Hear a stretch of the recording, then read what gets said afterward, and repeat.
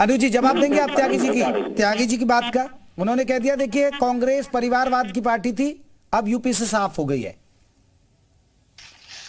देखिए JP sir, जो त्यागी जी ने कहा है कि मोदी जी की गारंटी का जादू है या विकास का जादू है, तो मुझे ये बताना चाहेंगे कि किस गारंटी की बात कर रहे हैं। ये महिला सुरक्षा की गारंटी की बात कर रहे हैं, जो बीएचयू में अभी जिस छात्रा के साथ, आईआईटी छात्रा के साथ जो गैंगरेप हुआ और बाद में 2 महीने बाद वो आरोपी पकड़े जाते और पता चलता है वो बीजेपी के ही कार्यकर्ता है। तो क्या ये इस गारंटी की बात कर रहे हैं? और ये कहते हैं कि भाई हम जात के ऊपर, हमारे लिए जात बहुत बड़ी बात नहीं है, हमारे लिए गरीबों की संख्या या गरीबी आबादी हमारे लिए सबसे ज्यादा है।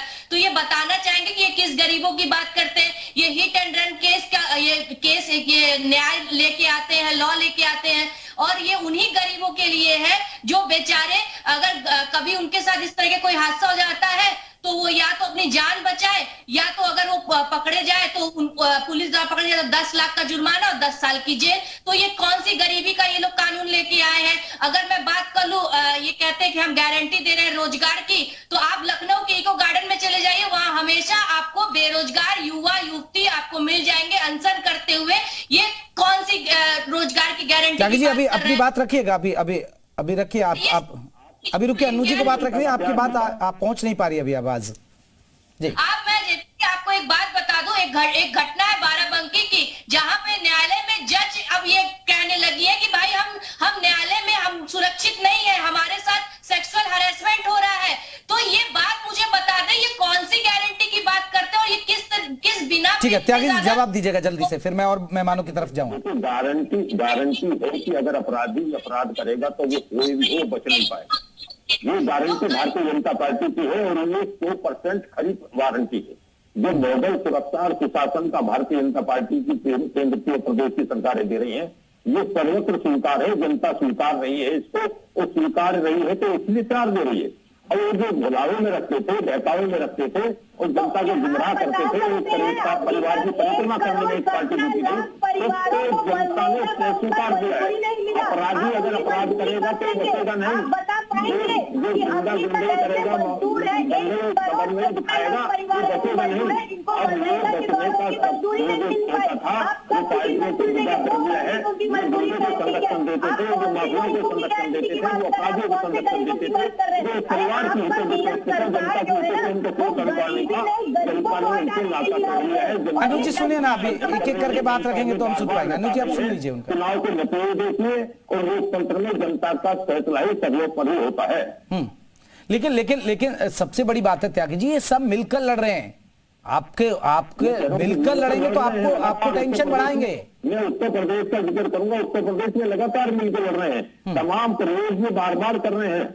आप देखिए ना पिछले चुनाव के हालात देखिए, 14 के बाद से जितने चुनाव हुए हैं सब पार्टियां लगातार एक दूसरे से मिलने का जुलने का काम करते रही हैं। और मैंने उन्नीस के जो उदाहरण दिए हैं, 2 सीटों का खास करके उदाहरण देकर बताया है कि वहां समूचा विपक्ष था। ठीक है बावजूद आशीष जी देखिए, आपको 2019 में 5 सीटें मिली और 5 सीटों में से दो सीटें आप उपचुनाव में हार गए। आप कहां बीजेपी को टक्कर दे पाएंगे सर? यूपी में फायदा मायावती जी ले गई, आप रामपुर उपचुनाव हार गए। रामपुर का उपचुनाव तो किस तरह हराया गया वो सबको पता है कि तो आजमगढ़ भी हार गए सर, फिर आजमगढ़ को कैसे देखेंगे? आजमगढ़ मुझे लगता है पार्टी अपने ही कुछ कमियां रह गई उसकी वजह से हार गई। वो तो समाजवादी पार्टी की अपनी गलती है जहां वो हारी है आजमगढ़, तो उसमें भारतीय जनता पार्टी कोई योगदान नहीं है। वो समाजवादी पार्टी ने खुद ही सेल्फ गोल किया है, उसमें जो है कुछ कमियां थी और उस वजह से वो हार गई।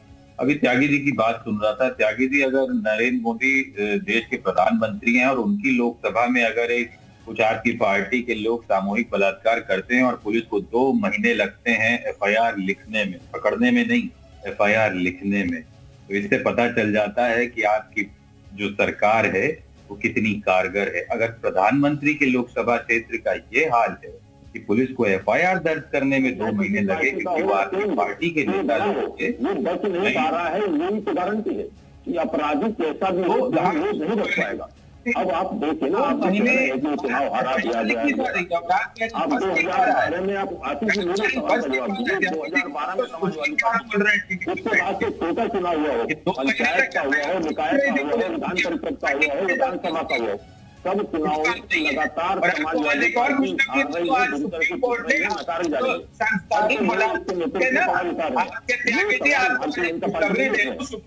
त्यागी जी सुन लीजिए एक बार, आशीष जी की बात सुन लीजिए फिर जवाब देना, क्योंकि आप लोग ना स्काइप से जुड़े हैं तो फिर आवाज सही तरीके से नहीं आती है। जी आशीष जी, आप जल्दी से बात करिए, फिर त्यागी जवाब देंगे आपकी बात।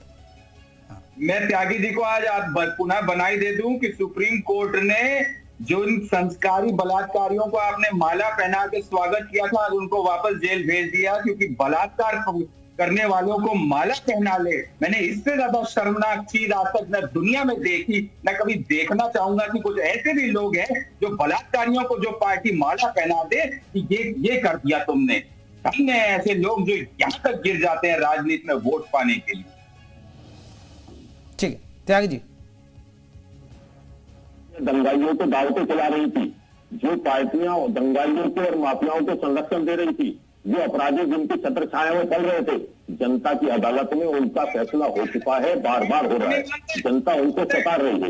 और जहां तक कानून की बात आप कर रहे हो, कानून में आप देखना भारतीय, ठीक है ना आशीष जी, ऐसे तो फिर अब मुलायम सिंह यादव जी भी कहते थे कि जब रेप हो जाता है तो ठीक है, युवा है, जोश है, वो भी ऐसे शब्द बोल गए थे। हमने तो कहा था ना गलत था, मुलायम सिंह ने गलत बोला था, हम तो कह रहे हैं ना, अखिलेश जी ने भी कहा, डिम्पल जी ने भी कहा जी गलत था, गलत बोला। लेकिन यहाँ तो बलात्कार करने वालों को माला पहनाना, आपकी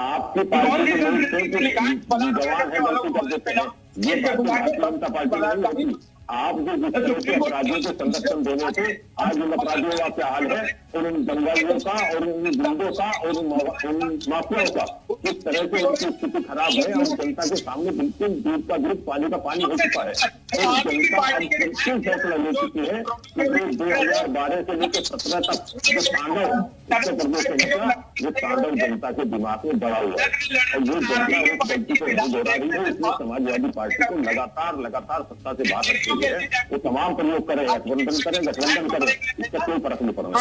ठीक है, ये मुद्दों की बात हो रही है, अभी मैं अभी रुकिए सभी, अभी सर रुकिएगा जरा, मैं संदीप साहब एक बड़ा समझना बहुत जरूरी है पहलू। ठीक है सर, ये मुद्दे हैं और आपसी मुद्दे चलेंगे, चुनाव भर चलते रहेंगे, लेकिन सीट शेयरिंग की बात करें या गठबंधन की बात करें, सबसे बड़ी बात है कि सर यूपी में जो गठबंधन हुए, चाहे राहुल गांधी और अखिलेश यादव साथ साथ आए चुनाव में, वहां क्या हश्र हुआ आपने देख लिया, मायावती साथ आई और फिर अखिलेश यादव साथ आए चुनाव में, वहां भी कोई फायदा नहीं मिला। यानी गठबंधन का कोई फायदा नहीं मिलता है। और अभी के जो, चाहे हम 2014 के बाद की बात करें, तो गठबंधन का कोई फायदा खासकर यूपी के परिप्रेक्ष्य में तो मिलता नजर नहीं आ रहा है। तो इतना चैलेंज नहीं रहेगा बीजेपी के लिए। अगर गठबंधन हो भी जाता है तो बहुत ज्यादा नहीं होगा, और फिर गठबंधन हो भी जाएगा तो जिस तरह अखिलेश यादव ने कह दिया, गारंटी कौन लेगा? कोई जरूर थोड़े कि आरएलडी की कोई गारंटी ले लेगा, कोई जरूरी थोड़े कि अगर बीएसपी भी आ गई तो उसकी गारंटी कोई ले लेगा। नहीं, वो तो आप सही कह रहे हैं जेपी सर कि वो कोई गारंटी नहीं ले सकता। और देखिए, जो बात आशीष जी भी कह रहे थे और जिन बातों की बहस हो रही थी आशीष जी में और त्यागी जी में, लेकिन ये मुद्दे जो हैं जनता तक लेके कैसे जाएंगे ये इंडी गठबंधन के लोग, और जनता इनसे कन्विंस हो पाती है या नहीं, और एनडीए के जो बीजेपी का जो घटक दल है वो अपनी रणनीति को, चाहे वो जाति के आधार पे हो, चाहे वो धर्म के आधार पे हो, चाहे वो भौगोलिक स्थिति के आधार पर हो, वो कितनी तरीके से ट्रेंडिंग चीजों को अपने पक्ष में मोड़ पाता है, ये बेहद महत्वपूर्ण मुद्दा मुझे लगता है 24 के लोकसभा चुनाव में बनेगा।